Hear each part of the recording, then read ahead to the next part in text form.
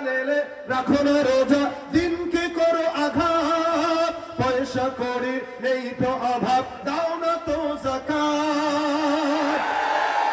রমজান এলে রাখো না রোজা, দিনকে করো আঘাত, পয়সা করি নেই তো অভাব, দাও না তো যাকাত। তুমি ইমানদারির বড়াই করো, নেই তোমার ইমান, তুমি ইমানদারির বড়াই করো, নেই তোমার ইমান। তুমি কেমন মুসলমান, তুমি কেমন মুসলমান, তুমি নামাজের সাথে নাই পরিচয়, মানো না কোরআন, নামাজের সাথে নাই পরিচয়, মানো না কোরআন।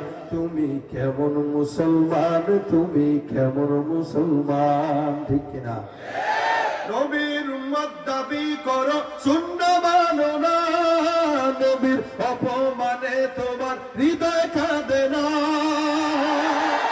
বিজাতীয় দেখবেন না, চুলের দিকে তাকায় দেখেন, চুলটা চোখা নাই, চতুর্দিকে টাকু, উপর দিকে স্মৃতিসৌধ বানায় রাখছে, এমন চোখা।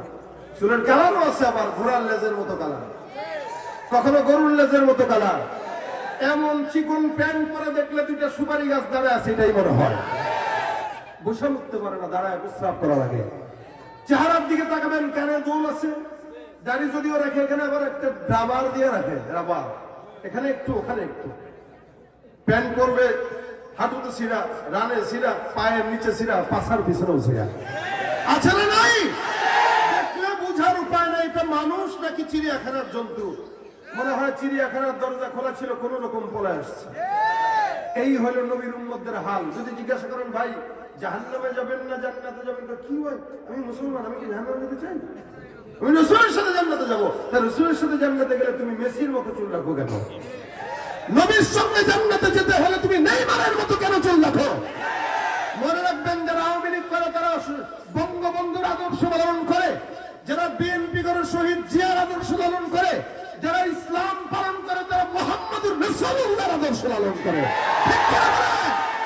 তুমি নবীর উম্মত দাবি করো, সুন্নাহ মানো না, নবীর অপমানে তোমার হৃদয় কাঁদে না। তুমি বিজাতীয় সংস্কৃতিতে সপেছ পরাণ, তুমি বিজাতীয় সংস্কৃতিতে সপেছ পরাণ। তুমি কেমন মুসলমান, কেমন মুসলমান, তুমি কেমন মুসলমান, কেমন মুসলমান। নামাজের সাথে নাই পরিচয়, মানো না কোরআন, নামাজের সাথে নাই পরিচয়, মানো না কোরআন। তুমি কেমন মুসলমান, তুমি তুমি সুদের টাকায় প্রাসাদ গড়ো, ঘুষ ছাড়ো না, দিন দুঃখী না খেয়ে মরে খবর রাখো না। সুদের টাকায় বাড়ি আসে না নাই? বাড়ি তো বানায় বানায় আবার লিখেও দেয় কি অমুক ব্যাংক কর্তৃক দায়বদ্ধ, তার মানে এটা সুদের বিল্ডিং। লিখে দেওয়া দরকার এটা যে ভাই এটা একটা সুদের বিল্ডিং, মন চাইলে ভাড়া নেই, নলে যান, ঠিক না? সুদের টাকায় গ্রাম দেশে আবার কোন মুরব্বী থাকে যারা সুদের টাকার ব্যবসা করে।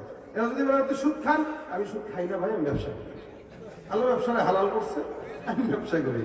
তার কাছ থেকে টাকা ধার চাবেন, সে ধার দিবে না। আস্তে করে কাকা গো দেন না, 20,000 টাকা দেন না, খুব দরকার। কাকা খারাপ, আপনি তো সব জায়গায় সমাজ সেবামূলক কাজ করেন, আমার একটু দেন না। কাকা কয় বাতিজা তুই মহাব্বতের ছেলে, আমার তোরে না দিলে কারে দিব? কিন্তু তুই তো আগে যেতে পারছ না, 1 সপ্তাহ আগে যাবি। ভাতিজা একদিন 1 সপ্তাহ আগে যাই গেছে, কাকা সামনের সপ্তাহ লাগবো, অবশ্যই করে দেবো, তুই আসিস সময় মতো। সময় মতো গেছে, আর হারে ভাতিজা একটু খেয়াল নাই, এ মাত্র একজনে দিলাম, এ মাত্র একজনে দিলাম, আসলে কাউরে দেয় নাই, বন্ডামি। আস্তে করে ভাতিজা আবার বুঝছে কোন জায়গায় খেয়াল দিলে কাজ লবে। আস্তে করে কাকা 20,000 টাকা দেন, সত্যি 2,000 টাকা বাড়ায় দেবো, তাও দেন। আরে ভেজালে ফেলাস, আমার কাছে তো নাই, দেখি তোর কাকির কাছে আসেনি। কথা বলে না, সুদের টাকায় প্রাসাদ গড়ো, ঘুষ ছাড়ো না, দিন দুঃখী না খেয়ে মরে খবর রাখো না। তুমি ঘুষ খেয়ে অবিচার করো, সাজিয়া প্রধান, তুমি ঘুষ খেয়ে অবিচার করো, সাজিয়া প্রধান। তুমি কেমন কেমন মুসলমান তুমি, কেমন মুসলমান তুমি, না খৌফে খুদা দিল মে है ना गैरत ईमान, कैसे मुसलमान है तुम, कैसे मुसलमान, कैसे मुसलमान है तुम, कैसे मुसलमान। ঠিক কিনা? মুসলমান দাবির নাম নাকি মানার নাম? যারা বলেন দাবির নাম না মানার নাম? ইমানদার দাবি করার নাম নয়। আল্লাহ পাক রব্বুল আলামিন বলেন, অমিনান নাসি মান ইয়াকুলু আমান্না বিল্লাহি ওয়া বিল ইয়াউমিল আখির ওয়া মা হুম বিমুমিনিন। মানুষের মধ্যে একদল থাকবে যারা নিজেরা নিজেদেরকে মুমিন বলবে।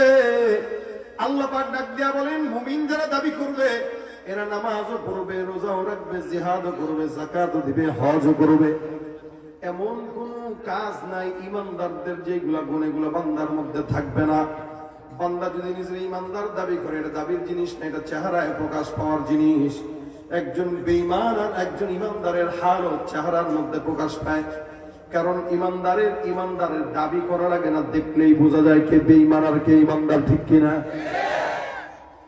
কোন লোক যদি বিয়ে করার পরে স্টেজের মধ্যে এসে যদি কয়, ভাই আমি আমার বউরে খাওয়াই, আমি আমার বউরে পালি, আমি আমার বউরে না শাড়ি কিনে দিই, তো আচ্ছা বলেন তো এটা কি তার উচিত? এটা তো তার দায়িত্ব। সে স্টেজে উঠে মানুষের শোনাবে কেন?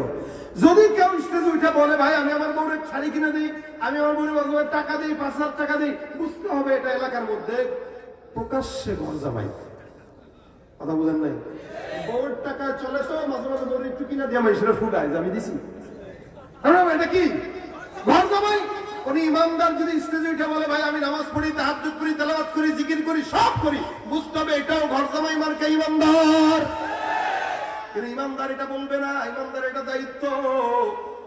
ইমানদার আল্লাহর কাছে ইবাদত করবে, জিকির করবে, নামাজ পড়বে, রোজা রাখবে, হজ করবে, যাকাত দিবে। এটা ইমানদার ফুটানোর জিনিস নয়, এটা ইমানদারের দায়িত্ব। ঠিক কিনা? আল্লাহ পাক রব্বুল আলামিন বলেন, এই দায়িত্ব যদি কেউ পালন না করে, আমি আল্লাহ পাক রব্বুল আলামিন ঘোষণা করলাম, ওয়ামিনান নাসি মান ইয়াকুলু আমান্না বিল্লাহি ওয়া বিল ইয়াউমিল আখির ওয়া মা হুম বিমুমিনিন। মানুষের মধ্য থেকে একদল থাকবে যারা নিজেরা নিজেদেরকে মুমিন বলে দাবি করবে। আল্লাহ পাক রব্বুল আলামিন বলেন, এরা যতই মুমিন বলে দাবি করুক না কেন, এরা মুমিন নয়, এরা হলো ভণ্ড বেঈমান। ইমানদারের গুণ থাকবে তিনটা। 1 নম্বর তাসদীক বিল জিনান, 2 নম্বরে ইকরার বিল লিসান, 3 নম্বরে আমল বিল আরকান। তাসদীক বিল জিনান মানে অন্তর দিয়ে বিশ্বাস করবে আল্লাহ কয়জন? আসমান বানাইলো কে? আল্লাহ। যত কিছু আছে সব বানাইছে আল্লাহ, এটার বিশ্বাস রাখা, এটার নাম হলো ঈমান। একটা ইহুদি মুশরিক এটাও বিশ্বাস করে যে আল্লাহ একজন আছে। আল্লাহ পাক ডাক দিয়া বলেন, ওয়ালা ইন সাআলতাহুম মান খালাকাস সামাওয়াতি ওয়াল আরদা লা ইয়াকুলুনাল্লাহ। আসমান বানাইলো কে? জমিন বানাইলো কে? পাহাড় বানাইলো কে? সব যদি কাফের মুরতাদদেরকে প্রশ্ন করো, এরাও বলবে আল্লাহ। এই সমস্ত কিছুর মালিক হলো আল্লাহ, নাজিল করেছেন আল্লাহ, সৃষ্টি করেছেন আল্লাহ। তারাও বিশ্বাস করে, আমরাও বিশ্বাস করি, কিন্তু পার্থক্য কোথায়? আল্লাহ পাক পার্থক্য জানায় দিয়া ডাক দিয়া বলেন, ওয়াকালাতিল ইয়াহুদু উযাইরুন ইবনুল্লাহ ওয়া ক্বালাতিন নাসারা আল মাসীহ ইবনুল্লাহ। ইহুদিরা বলে উযাইর হলো আল্লাহর পুত্র, নাসারা বলে মাসীহ হলো আল্লাহর পুত্র। আল্লাহ পাক রব্বুল আলামিন মুমিনদেরকে শিখায় দিলেন, কুল হুয়াল্লাহু আহাদ আল্লাহুস সামাদ লাম ইয়ালিদ ওয়া লাম ইউলাদ ওয়া লাম ইয়াকুল লাহু কুফুয়ান আহাদ। আপনার মতো আমার মতো ইমানদারের গলার মধ্যে চাকু লাগায় যদি বলে, এই ইমানদার বল আল্লাহ একজন নয় আরেকজন আছে, আপনার মতো আমার মতো ইমানদার দাড়িও নাই, টুপিও নাই, নামাজও যদিও কম করি, কিন্তু ইমানদার যদি নিজেকে দাবি করি, আল্লাহর কসম ফাঁসির মঞ্চে দাঁড়াইতেও রাজি, কিন্তু আল্লাহর সঙ্গে শরীক করতে রাজি না। এটা ইমানদারের ঈমান, এটার নাম তাসদীক বিল জিনান। অন্তর দিয়া বিশ্বাস করবে আল্লাহ কয়জন? এটা ঈমানদারের ঈমান।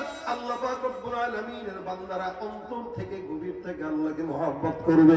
2 নাম্বার ইকরার বিল লিসান, বান্দা জবান দিয়ে স্বীকার করবে লা ইলাহা ইল্লাল্লাহ মুহাম্মাদুর রাসূলুল্লাহ। জবান দিয়ে স্বীকার না করার কারণে আবু তালেব জাহান্নামী। আবু তালেবকে আমার পয়গম্বর মরার আগে কানে কানে ডাক দিয়ে বলেন, হে চাচা, একবারের জন্য জবানটা খুলে আপনি বলে দেন আমি পয়গম্বর সত্য, আল্লাহ সত্য, স্বীকারটা করে নেন। আবু তালেব ডাক দিয়া বলে, মুহাম্মদ, আমি বিশ্বাস করি তুমি পয়গম্বর সত্য, আমি বিশ্বাস করি আল্লাহ একজন সত্য, কিন্তু আমি জবান দিয়া স্বীকার করতে পারবো না। কেন? বলে, আমি যদি জবান দিয়া স্বীকার করে নেই, আমার ঘরের ছেলেরা পর্যন্ত আমাকে গাদ্দার বলবে, আমার ইন্তেকালের পর তারা আমাকে লানত করবে। সারা জিন্দেগি আমি একটা ধর্মের উপরে ছিলাম অটল, এখন যদি শেষ বয়সে এসে কোন মতে ইসলাম গ্রহণ করে আমি মুসলমান হয়ে যাই, আমার সন্তানরা পরবর্তীতে আমাকে গালি দিবে। যার কারণে আমি বিশ্বাস করি, লেকিন জবান দিয়ে স্বীকার করতে পারবো না। এতটুকু স্বীকারোক্তি না দেওয়ার কারণে আল্লাহ নবীর চাচা হওয়ার পরেও আবু তালেব জাহান্নামী হয়ে গেছে। এই কারণে ঈমানের 2 নম্বর গুণ তাসদীক বিল জিনানের পরে ইকরার বিল লিসান, অন্তর দিয়ে বিশ্বাস করব, জবান দিয়ে স্বীকার করব। 3 নম্বর হলো আমল বিল আরকান। বলে কি, যে আদেশগুলো আল্লাহ পাক দিয়েছেন সমস্ত আদেশগুলো মানা, নিষেধগুলো থেকে নিজেকে গোটা রাখা, এটাই হলো ঈমানদারের 3 নম্বর পরিচয়। এই জিনিসটা ছাড়া কোনো ঈমানদার হতে পারে না। আমাদের বাংলাদেশে তাসদীক বিল জিনান আছে, ইকরার বিল লিসান আছে, আমল বিল আরকানের বড় অভাব।